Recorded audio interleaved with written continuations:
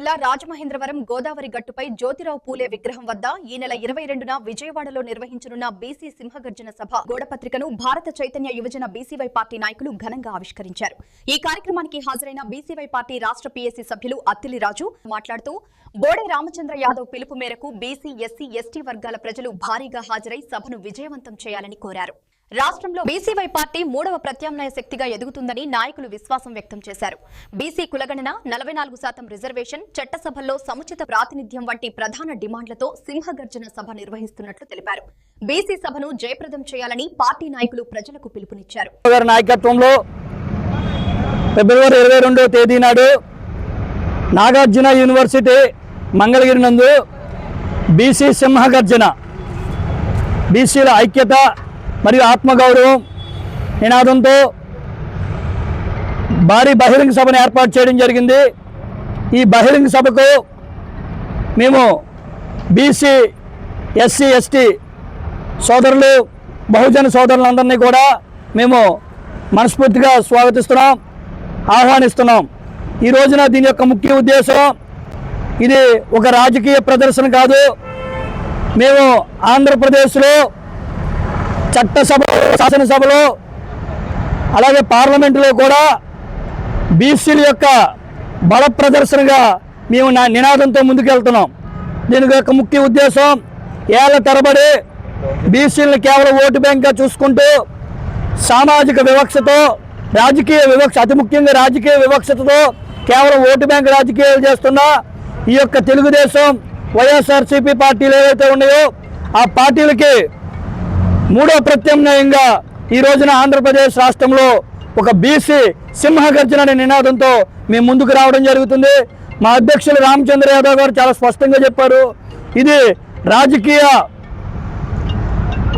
యొక్క బీసీల వెనుకబాటుతనంతో ఉంటే ఆ రాజకీయ వెనుకబాటుతనంతోనే 70 ఏళ్ల నుంచి సామాజికంగా వెనుకబాటుతనానికి గురవుతున్నారు, ఆర్థికంగా వెనుకబాటుకు గురవుతున్నారని స్పష్టంగా తెలియపరుస్తున్నారు. ఈ నెల 22వ తారీఖున ఫిబ్రవరి బీసీవై పార్టీ అధినేత బోడే రామచంద్ర యాదవ్ గారు తలపెట్టినటువంటి బీసీ మహాగర్జనకి రాష్ట్ర వ్యాప్తంగా బీసీలందరితో పాటు ఎస్సీ, బీసీ, మైనార్టీ వర్గాలతో పాటు అన్ని వర్గాలని అవగాహన కోసం, బల ప్రదర్శన కోసం పిలిచి తలపెట్టినారు. కాబట్టి రాష్ట్ర ప్రజలందరూ కూడా ఎవరైతే ఈ రెండు పార్టీలు టీడీపీ లేదా వైసీపీ పాలనలో, గతించిపోయిన పాలనలో కూడా విసిగిపోయి కొత్త ప్రత్యామ్నాయం కోసం వెతుకుతున్నారో ఆ ప్రత్యామ్నాయం ఖచ్చితంగా బీసీవై పార్టీ అవుతుంది అనేటువంటి ఒక నినాదాన్ని మేము ముందుకు తీసుకెళ్తూ రాష్ట్ర వ్యాప్తంగా ఈ రెండు పార్టీల యొక్క దోపిడీని విస్తృతంగా పోరాడుతూ తన యొక్క వీరోచితమైన పోరాటాన్ని కూడా రాష్ట్ర వ్యాప్తంగా మొదలుపెట్టినటువంటి బోడే రామచంద్ర యాదవ్ గారి యొక్క పార్టీ బీసీవై పార్టీ యొక్క లక్ష్యాల మేరకు ఈ బీసీవై గర్జన ఏర్పాటు చేసి రాబో తరంలో ఒక కొత్త పాలన కోరుకుంటున్న ప్రతి ఒక్కరికి కూడా ఈ పార్టీ అన్ని విధాలుగా భరోసా కల్పిస్తుందని ఈ బీసీ మహాగర్జన తలపెట్టినాము.